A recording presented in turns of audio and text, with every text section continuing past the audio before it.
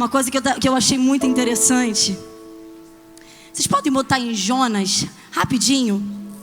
Jonas no capítulo 1. Na hora que eu estava ali, Deus ministrou para a gente estar... Antes de estar trazendo essa ministração para vocês agora...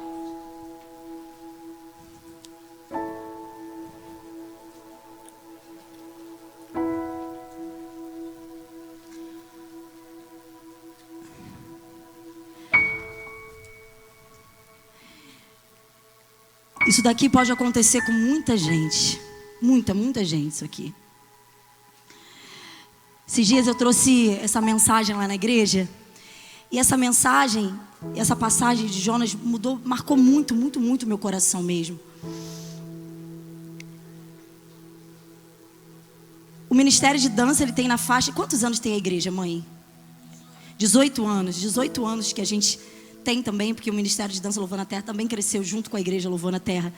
E nesses 18 anos, o ministério realmente ele tomou um rumo glorioso a partir do momento que a gente passou a entender o que era obedecer e seguir a vontade de Deus para a nossa vida.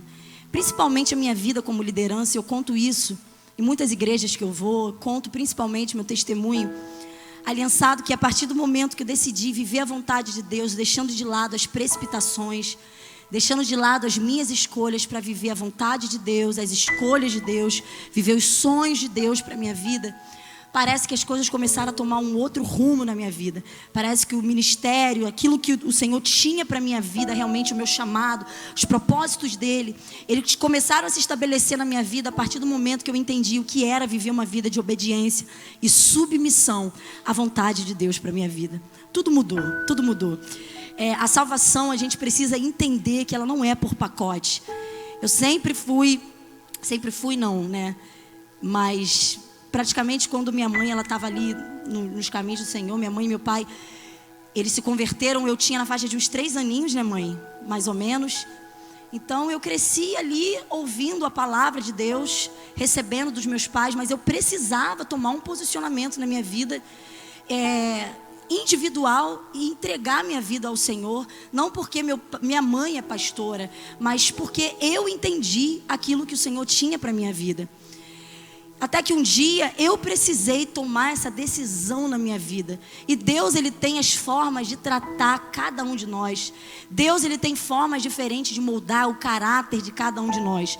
Cada pessoa tem a sua personalidade, cada pessoa tem um jeito, cada pessoa tem caráter, o caráter, né, que cresceu ali, foi educado pelo seu pai, pela sua mãe. Então Deus sabe aquelas coisinhas que precisam ser retiradas, que precisam ser tratadas. E eu sempre fui uma pessoa com um gênio muito forte, né? Tive uma personalidade muito forte. Tinham coisas em mim que minha mãe olhava para mim e falava assim: meu Deus, Vitória, isso aqui vai ter que sair da sua vida. Eu não sei como Deus vai fazer para tirar isso da sua vida, mas Deus tem a maneira perfeita e a maneira certa de moldar a vida de cada um de nós. E Deus usou e usa a forma dele para poder moldar e tratar a nossa vida. Às vezes a gente passa por coisas na nossa vida porque a gente fala assim: Senhor, mas por que eu passo por isso? Eu sigo a tua vontade, eu sigo os seus preceitos, eu cumpro o teu querer, eu estou ali cumprindo o meu chamado, o meu ministério. E por que eu estou passando por certas coisas? Querido, uma das melhores respostas para a sua vida é que um caráter de um adorador, ele é moldado e ele é estabelecido a partir do momento que a gente dá liberdade para o Senhor moldar a nossa vida. Não adianta. Às vezes tem coisas que a gente não vê que precisa ser tratada, mas Deus vê.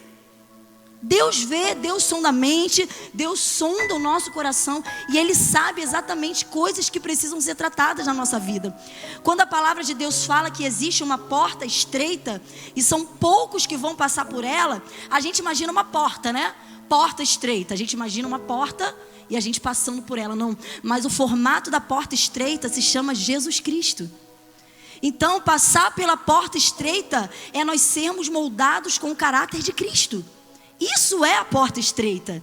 Então, poucos passarão por ela, porque são poucos hoje que se permitem ser tratados e moldados ao caráter de Cristo. Vocês conseguem entender isso?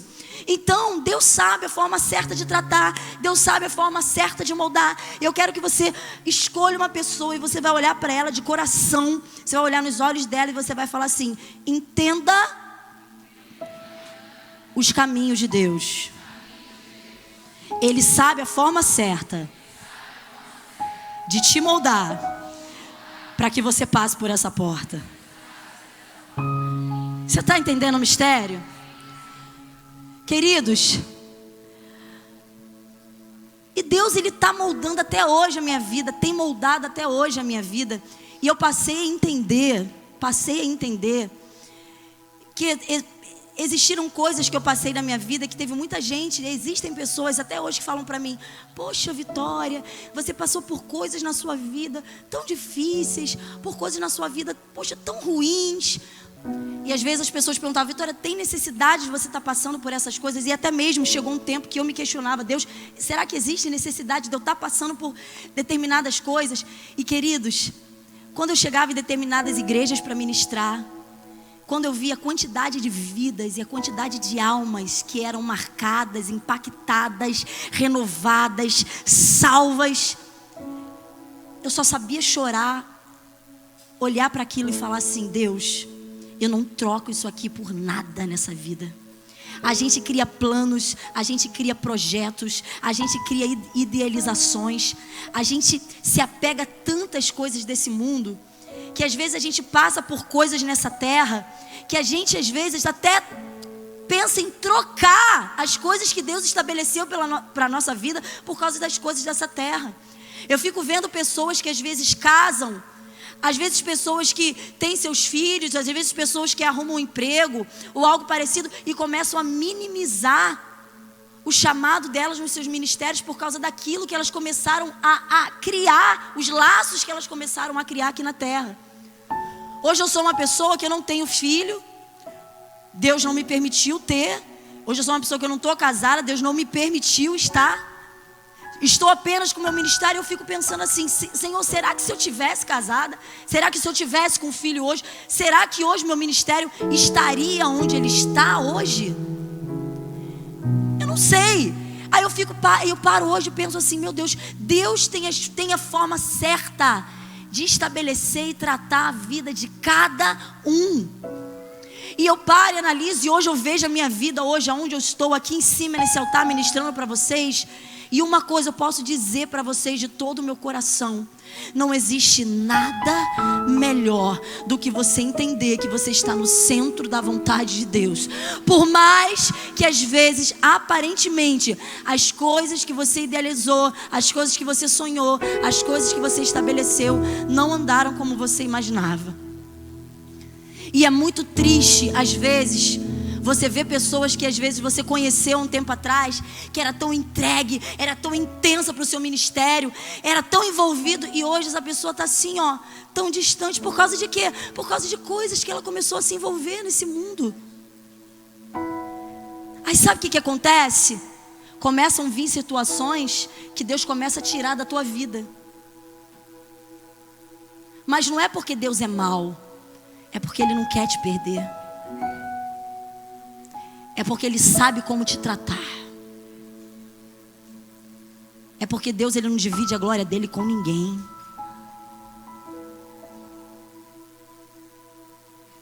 Deus sabe como a Vitória precisava estar hoje para que ela tivesse com autoridade nesse altar para estar ministrando sobre vocês.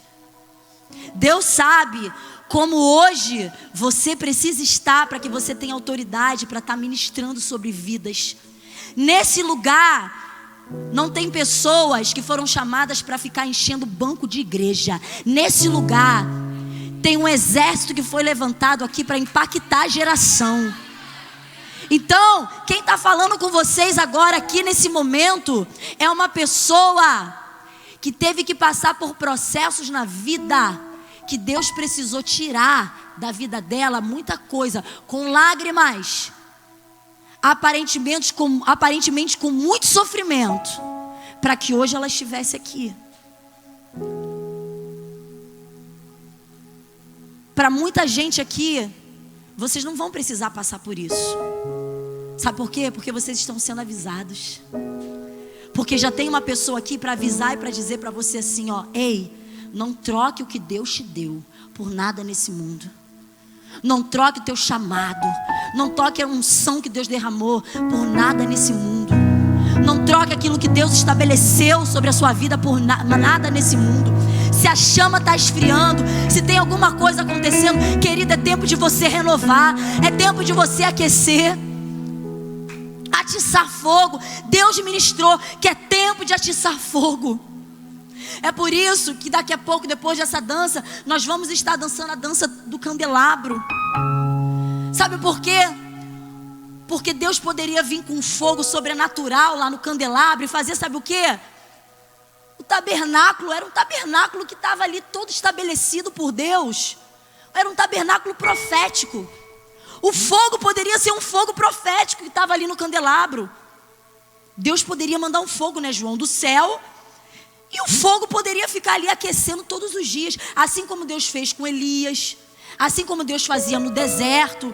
O fogo também poderia vir de forma sobrenatural e tá ali aquecendo a chama do tabernáculo ali, do castiçal todos os dias. Mas não, sabe o que Deus fez? O sacerdote deveria ir lá e colocar a chama de manhã e de tarde. Mas não era só colocar a chama não. Sabe o que ele deveria fazer? Tirar o resto das cinzas, para que o restante da cinza que estava lá embaixo não atrapalhasse o fogo que iria se acender depois. Tem muita gente que não está conseguindo permanecer com chama acesa porque não está trocando cinza do passado. Está com mágoa no coração, está com coisas do passado ainda carregando até hoje. Queridos, se eu ficasse carregando coisa do meu passado até hoje, eu não estaria aqui em cima. Eu não estaria com gratidão no meu coração. Eu não estaria aqui em Deus estabelecendo o novo de Deus sobre a minha vida.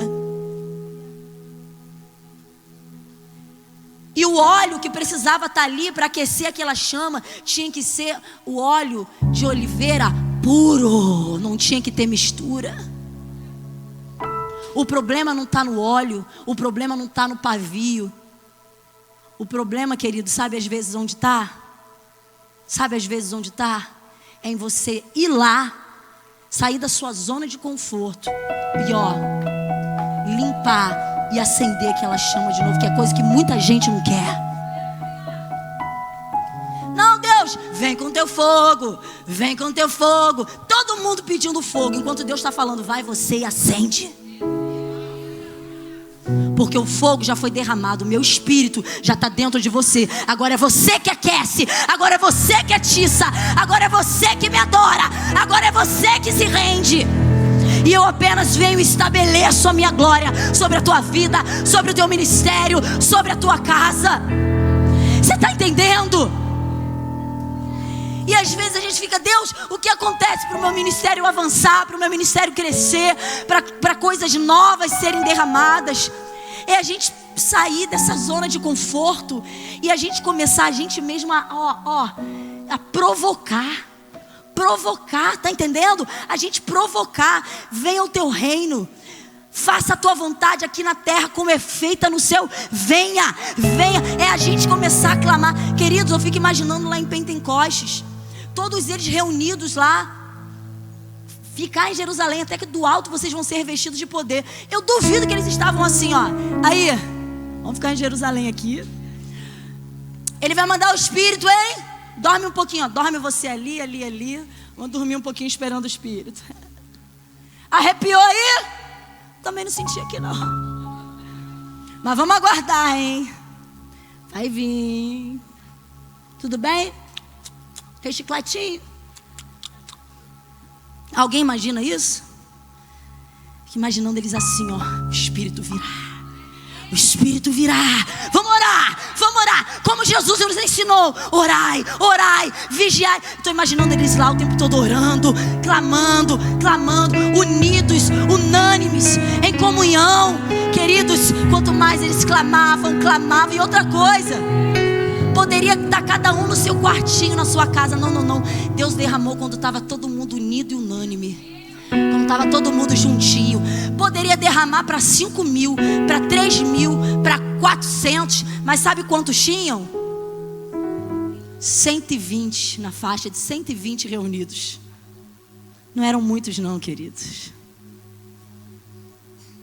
Está entendendo o mistério? Porque não são todos que aguentam.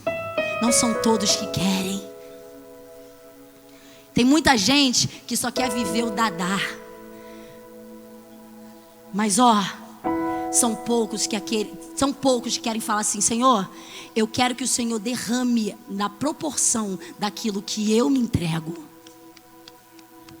Derrama de acordo com a proporção que eu me entrego. Eu quero viver uma reciprocidade de poder contigo. Oh Deus. Aí sabe o que eu estava vendo aqui em Jonas? Olha que interessante, vamos ler junto? O Senhor deu essa mensagem a Jonas, filho de Amitai: apronte-se e vá à grande cidade de Nínive. Anuncie meu julgamento contra ela, pois vi como seu povo é perverso. Volta lá. O que está escrito aqui? Está escrito o quê? Então vira para a pessoa que está do seu lado e fala isso para ela. Falou? Apronte-se e faça o quê? Apronte-se e faça o quê? Então não é só para falar pronto, senão dá um tapinha assim, ó. Vai, querido. Tá esperando o quê?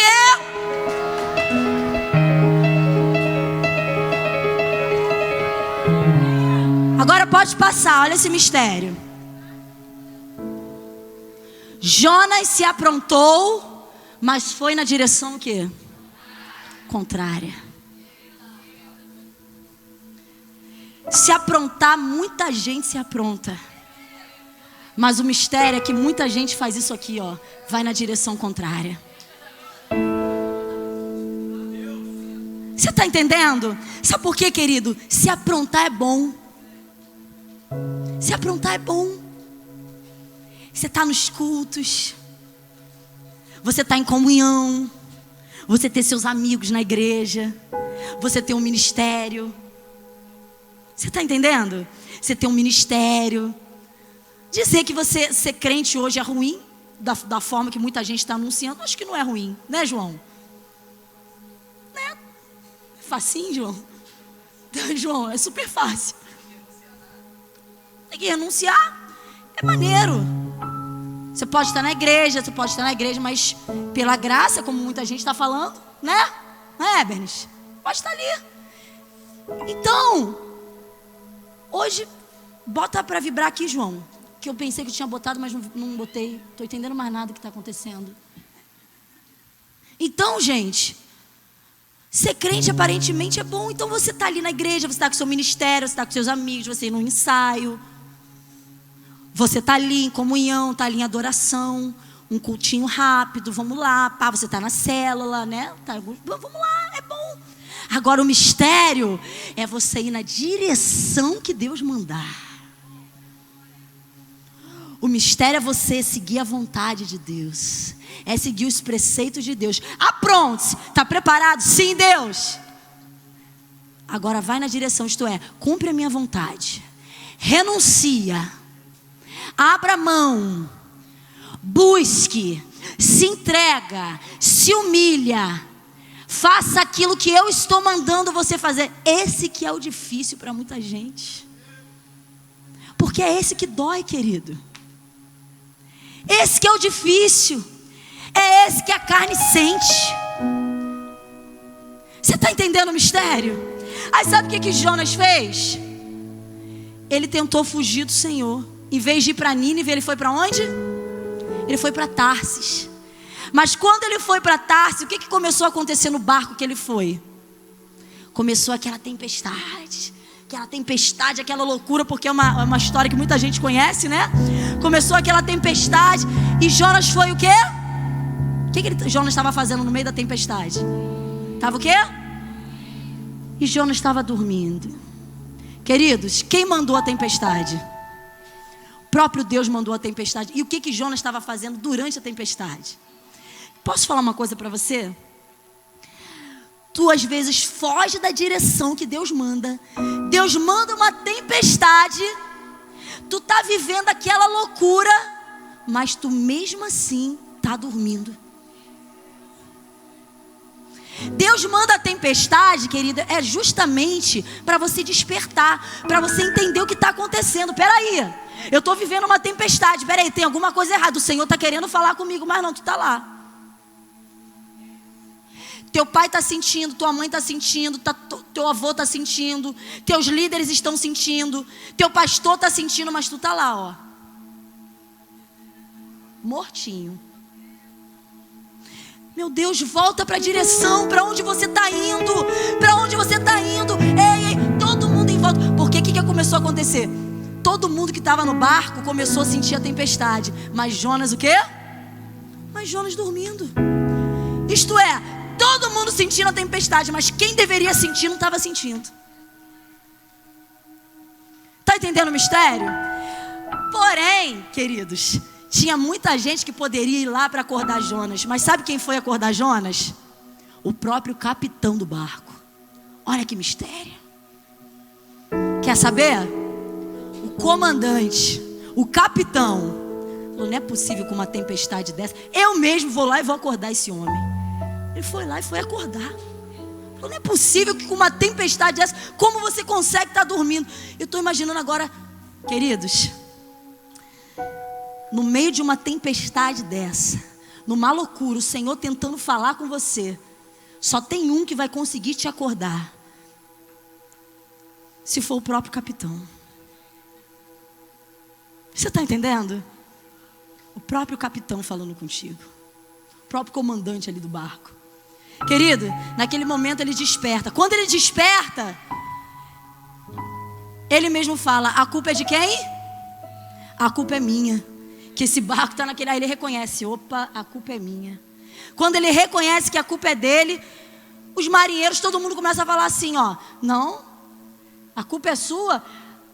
Ele sabia que a culpa era dele. Ele queria que os marinheiros jogassem ele no mar, mas os marinheiros não queriam jogar ele no mar. O que os marinheiros começaram a fazer? Pegar os pertences e começou a esvaziar o barco. Vamos esvaziar esse barco, não, para o barco não afundar, porque o barco estava quase na pique, gente. Estou tentando imaginar essa tempestade. Vai, João. Estou tentando imaginar essa tempestade. O barco quase na pique. E eles esvaziando aquele barco, aquela loucura acontecendo. De repente aquele povo cansou, querido. Eles resolveram fazer o quê? Tirar por sorte, para ver realmente quem era o culpado da tempestade. É como João falou naquele dia, né, João, na tua pregação. Até por sorte, quem que era o culpado que caiu na sorte? Quem era? Jonas. Querido, vira para o seu irmão e fala assim, você vai ser achado de qualquer jeito, querido.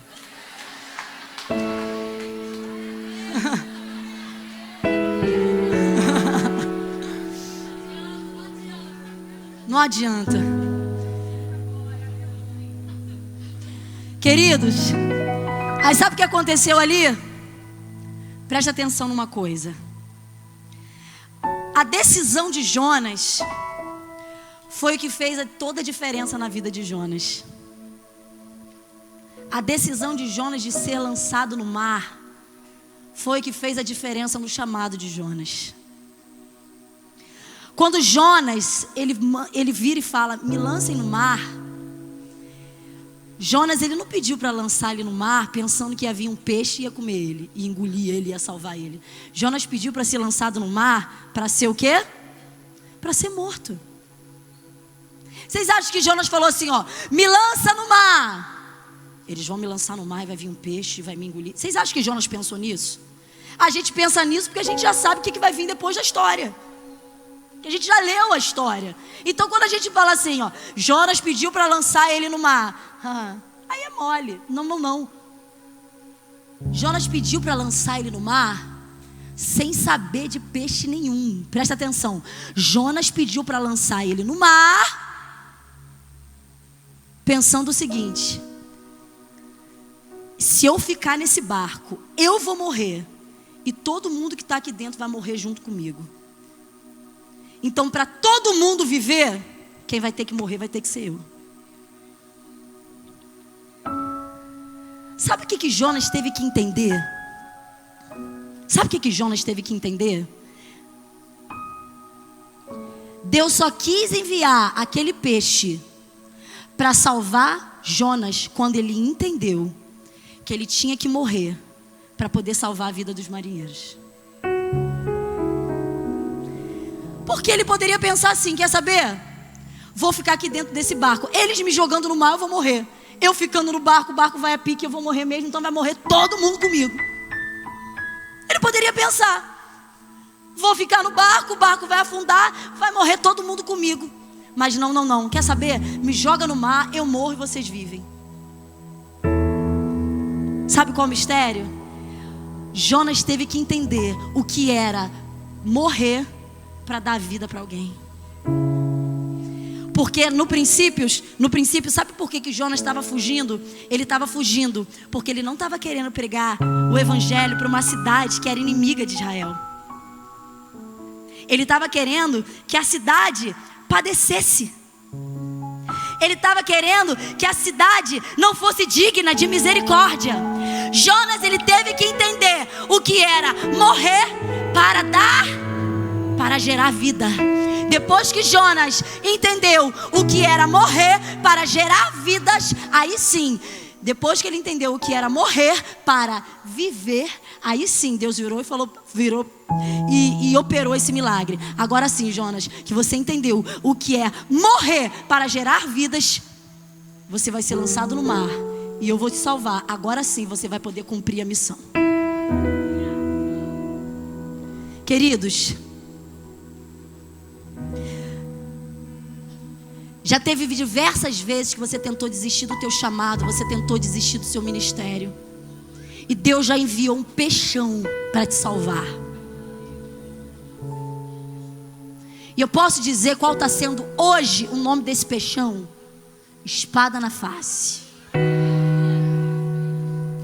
Para você sair desse lugar sendo cuspido na sua cidade, cuspido na sua igreja, cuspido no seu bairro, e voltar para lá cumprindo a missão que Ele mandou você cumprir, sem fugir do seu chamado. Sabe por quê? Porque você vai ser achado, porque você vai ser encontrado. Você foi encontrado, você foi achado. Querido, em meio a um lockdown, olha o nome, lockdown, uma loucura dessa que está acontecendo, você tem noção de onde você está? Está agarrado com a pessoa do teu lado.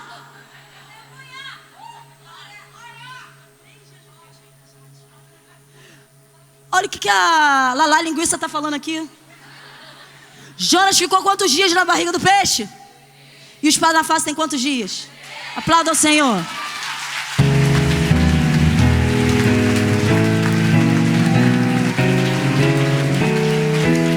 Peixão.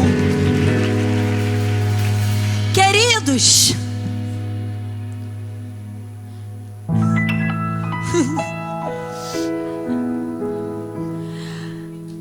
não tem o porquê você estar nesse lugar e você não desejar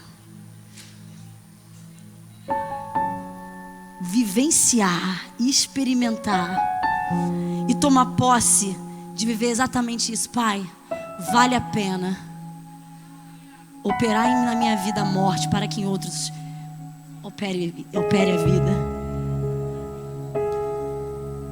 Sem brincadeira, eu cheguei a um ponto tão lindo na minha vida, tão lindo na minha vida. Parece que eu encontrei um lugar em Deus, dentro de mim, um lugar em Deus de satisfação. Sabe aquele lugar de satisfação de você ficar assim, ó? Você está entendendo?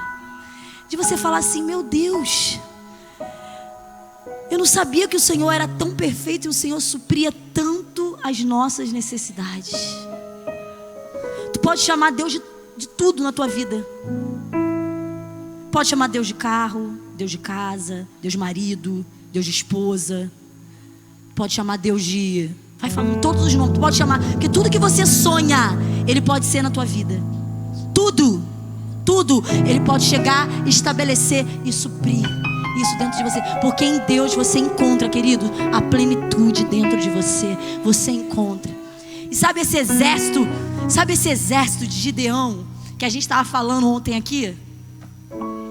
Sabe esse exército de Gideão que o pastor abriu aqui falando? Sabe esse exército? Vocês ouviram? Esse exército de Gideão, querido, eu achei muito interessante, sabe por quê? Deus não escolheu o exército. Primeiro foi lá e eliminou, né? Virou para Gideão e falou assim: Gideão, para que vocês não pensem que vocês vão vencer essa guerra contra os midianitas, achando que a glória vai ser braçal, vai ser de vocês, eu quero que vocês eliminem uma parte. Todos aqueles que são covardes e medrosos, que voltem para suas casas. Voltaram quantos mil? Eram... Não, então, 20 e poucos mil. Os medrosos. 20 mil, né? Por aí. Queridos, daqui a pouco ficou mais um pouco. Aí Deus virou para Gideão e falou assim, ó: vai ter que ir embora mais um pouco. Aí Deus foi e falou assim, ó: vai lá no ribeiro, e aquele que beber água, pegando a mãozinha e bebendo igual um cachorro, né? Esses vão ser os que vão ficar. Ficaram quantos? Aqueles que botavam o rosto e bebiam olhando para baixo, esses foram eliminados. Mas aqueles que pegavam a água e bebiam assim, atentos, esses foram os 300 que ficaram. Sabe o que eu achei interessante? A escolha de Deus é muito perfeita. Deus poderia virar para Gideão e falar assim: Gideão, aqueles que tiverem 30 centímetros de bíceps, esses vão ser os que vão ficar, que são mais fortes, os 300 mais fortes. Gideão, aqueles que conseguirem fazer 100 flexões direto, esses são os que vão ficar. Gideão, igual no exército, vai fazer prova para marinha, aeronáutica, você vai fazer prova como? Fazendo a prova física, não é assim? Prova de resistência. Mas o exército de Deus não é assim, não. Não teve prova de resistência. Deus não botou ninguém para fazer flexão. Deus não botou ninguém para fazer abdominal. Sabe qual foi a prova para o exército de Deus? Aqueles que eram mais vigilantes. Aqueles que eram mais atentos quando o inimigo estava se aproximando.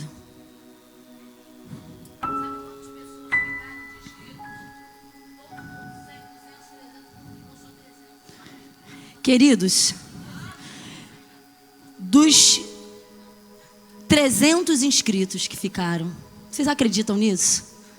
De todos aqueles que tinham se inscrevido, de 600 e poucos inscritos, galera jogou tudo para novembro com medo de vir, ficaram 300 inscritos.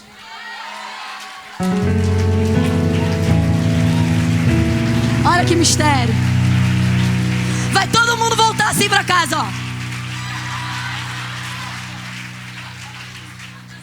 Ó o mistério. Chegar em casa, vai beber água aqui, ó. Isso aí. A glória de Deus é real nesse lugar. Aleluia. Deus, Ele está chamando a sua vida. Deus, Ele está chamando o seu ministério para viver esse tempo de vigilância, esse tempo de entrega, esse tempo de você realmente não fugir daquilo que Deus tem para sua vida. A gente vai dançar essa canção. Preste atenção. Essa música é uma música que a gente tem costume, sempre teve costume de colocar em alguns medleys, né, que a gente fez. Eu selecionei algumas pessoas do ministério. Antes da gente dançar outra canção que dança todo mundo do ministério, vão dançar algumas pessoas do ministério essa canção. Vão dançar algumas pessoas do ministério essa canção. Vocês conhecem essa música do Judson? Eu pedi ao Pai para conhecer o seu coração, e para minha surpresa Ele disse sim. Vocês conhecem? Pedi ao Pai para conhecer seu coração. Vai. E para minha surpresa Ele disse sim. Ai, como é que é? Né? Eu pensei que eu fosse explodir. Meu Deus.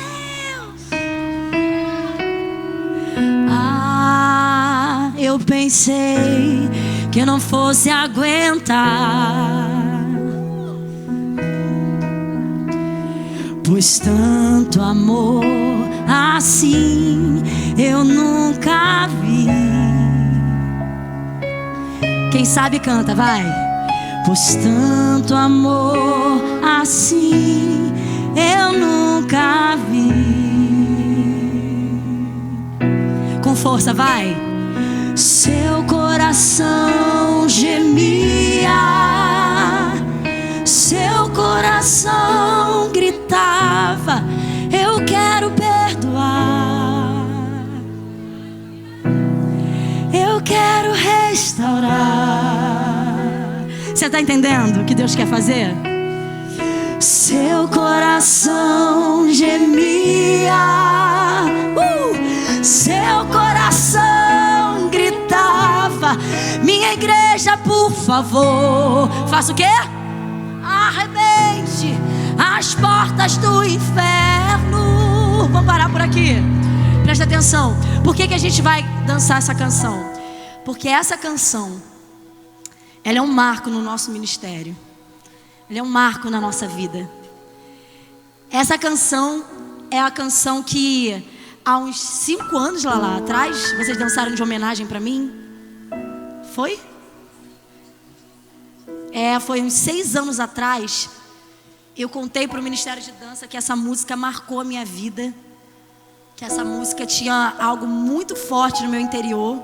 E quando eles fizeram uma homenagem, minha mãe chegou para o ministério e falou assim: ó, já sei qual pode ser a surpresa que vocês podem fazer para o aniversário da Vitória. Faz um culto de dança para ela, faltando uma semana para o aniversário. Eles tiveram que fazer 3 danças, né? Sei lá, 4 danças. Aí eles, se a pastora falou, né? Palavra profética. Olha lá, o problema não é fazer 4 danças, é fazer 4 danças sem a Vitória ali, né? E foi uma benção. Então essa música marcou muito. E a gente queria trazer essa ministração porque a letra dela é justamente aquilo que o nosso ministério vive, aquilo que o nosso ministério experimenta. A gente não vai usar, ai meu Deus, objetos, assim como a gente usa nas outras ministrações, mas a gente quer que essa letra testifique aquilo que foi pregado. A gente quer que a letra dessa canção e os movimentos testifique aquilo que foi anunciado. E eu queria muito que vocês recebessem essa ministração. Vai ser antes da outra ministração que a gente vai trazer, mas que vocês recebam com muito amor, com muito carinho, que vocês tomem posse, que vocês se alegrem e entendam que é Deus falando com vocês, tá bom?